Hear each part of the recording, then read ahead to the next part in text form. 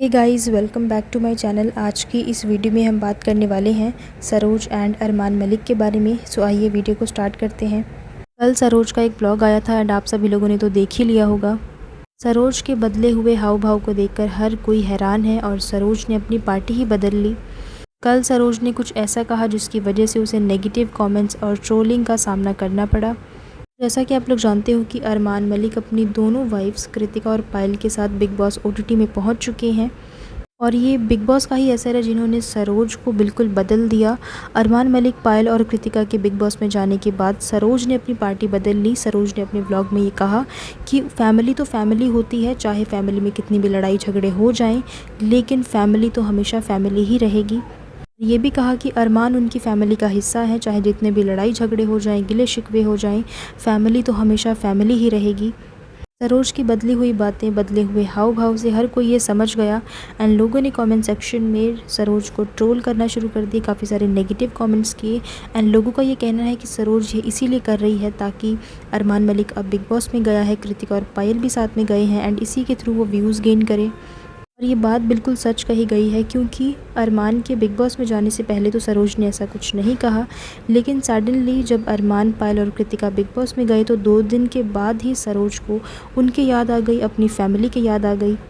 एकदम से सरोज को याद आ गया कि अरमान, पायल और कृतिका उसकी फ़ैमिली है और फैमिली में चाहे कितने भी लड़ाई झगड़े हो जाएं, गिले शिकवे हो जाएं, फैमिली तो फैमिली ही रहती है। ये अब याद क्यों आया, पहले याद क्यों नहीं आया।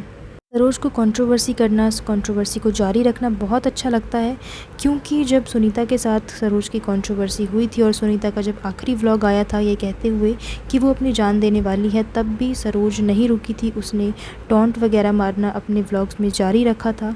इवन उसके बाद भी सरोज कुछ ना कुछ टॉन्ट मारती रहती थी कि मैंने सच बताया, जब मैंने सच बोला तो सामने वाले को प्रॉब्लम होने लगी। बहुत सारी चीज़ें सरोज ने बाद में भी कही, लेकिन अब हुआ ये कि सुनीता ने सरोज की किसी भी बात का जवाब देना ही बंद कर दिया है। चाहे सरोज अपने व्लॉग में कितना भी कुछ बोल ले, कितना भी टॉन्ट मार ले, सुनीता सरोज की किसी भी बात का जवाब देती ही नहीं है। इसी वजह से अब सरोज के पास कोई ऐसा टॉपिक नहीं रह गया जिसके बारे में वो बात करके लाइमलाइट में रह सके, कंट्रोवर्सी को जारी कर सके, क्योंकि जब सुनीता उसकी किसी बात का जवाब दे ही नहीं रही है तो वो आगे से क्या बोलेगी और कब तक बोलती रहेगी।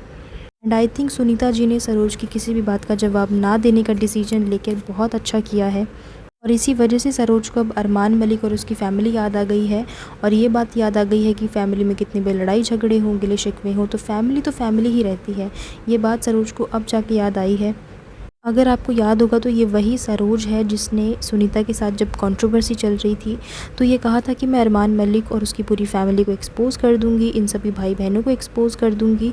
ये सब धमकियां जो है वो इन लोगों को दी थी। एक्सपोज़ करने वाली बात भी सरोज ने इसीलिए कही थी क्योंकि अरमान मलिक ने सरोज और उसकी फ़ैमिली को पैसे देना बंद कर दिया था और इसी खुन्नस में आके सरोज ने कहा कि मैं उसकी फ़ैमिली को और इन सभी भाई बहनों को एक्सपोज़ कर दूंगी। तो ये तो बहुत ही मतलबी नेचर हुआ ना कि जब तक आपको कोई पैसे दे रहा है, जब तक आपकी कोई हेल्प कर रहा है तो आप उसके गुण गाओ, लेकिन जब उसने पैसे देना बंद कर दिए तो आप उसी के ख़िलाफ़ हो जाओ और उसके ख़िलाफ़ कुछ ना कुछ बोलने लगो। क्योंकि ये तो वही बात होगी, जब तक सामने वाला आपकी हेल्प कर रहा है, आपका काम हो रहा है तो सामने वाला बहुत अच्छा है, लेकिन जैसे ही उसने हेल्प करना बंद कर दिया तो सामने वाले की आपको बहुत सारी बुराइयाँ दिखने लगी हैं। और अब अरमान के बिग बॉस में जाते ही अरमान की याद आ गई, उसकी फ़ैमिली की याद आ गई और ये भी याद आ गया कि फ़ैमिली तो फ़ैमिली ही होती है। ये बातें पहले याद नहीं आई थी, लेकिन जब बिग बॉस में जाने के बाद तो तुरंत ये बात याद आ गई कि फ़ैमिली तो भाई फ़ैमिली होती है। सरोज के ये बदले हुए हाव भाव, नेचर सबको समझ में आ रहा है कि सरोज क्या करना चाह रही है, क्योंकि ये सब चीज़ें पहले नहीं हुई, ये सब चीज़ें अब जाके हुई हैं। तो ये सीधा सीधा इस बात को इंडिकेट कर रही हैं कि सरोज अब अरमान मलिक के थ्रू व्यूज़ बटोरना चाहती हैं और दोबारा से लाइमलाइट में आना चाहती हैं। लेकिन पता नहीं क्यों अब ऐसा लग रहा है कि सरोज अपनी इमेज को भी सही करना चाहती है, पहले वाली इमेज में आना चाहती है, क्योंकि सुनीता के साथ कंट्रोवर्सी से होने से पहले सरोज को लोग बहुत पसंद करते थे, उसे बहुत पॉजिटिव कमेंट्स वगैरह आया करते थे, कोई भी इंसान सरोज के ख़िलाफ़ नहीं बोलता था। लेकिन जब से सुनीता और सरोज की कंट्रोवर्सी हुई तब से सरोज को नेगेटिव कमेंट्स का सामना करना पड़ा और उसके साथ ट्रोलिंग भी होती है। जिस दिन से सुनीता ने अपनी जान देने की बात कही कि मैं अपनी जान दे दूंगी एंड इसकी ज़िम्मेदार होगी सरोज, उस दिन से तो सरोज को और भी ज़्यादा ट्रोलिंग का सामना करना पड़ रहा है और वो भी उसके पीछे सरोज खुद ही कारण है, क्योंकि ये सब इतना सब कुछ होने के बाद भी, सुनीता का इतना सब कुछ कहने के बाद भी सरोज रुकी नहीं। वो अपनी कंट्रोवर्सी उसी तरह जारी रखने की कोशिश कर रही थी। उसने अपने व्लॉग्स में टॉन्ट वगैरह मारना जारी रखा जिससे लोगों को ये पता चला कि सरोज को सामने वाले के दुख से कोई फ़र्क नहीं पड़ता, उसे तो बस अपनी कंट्रोवर्सी बनानी है। और अब भी सरोज को अरमान की याद उसके खुद के मतलब से आई है, क्योंकि उसे व्यूज़ चाहिए, दोबारा से लाइमलाइट में आना है एंड वो अपनी इमेज को अच्छा बनाना चाहती है। तो देखते हैं आगे क्या होगा और क्या कुछ होगा, वो मैं आप लोगों को अपडेट देती रहूँगी। सो इसी के साथ मैं वीडियो को एंड कर रही हूँ एंड कमेंट करके मुझे बताइए कि आपको क्या लगता है, आपके क्या ओपिनियन है, let me know in the comments. And इसी तरह के और भी रिएक्शन वीडियोज़ एंड अपडेट्स जानने के लिए आप लोग मेरे चैनल को सब्सक्राइब कर लीजिए। So thank you so much guys for watching this video. I will see you in the next one. Till then keep watching. Thank you.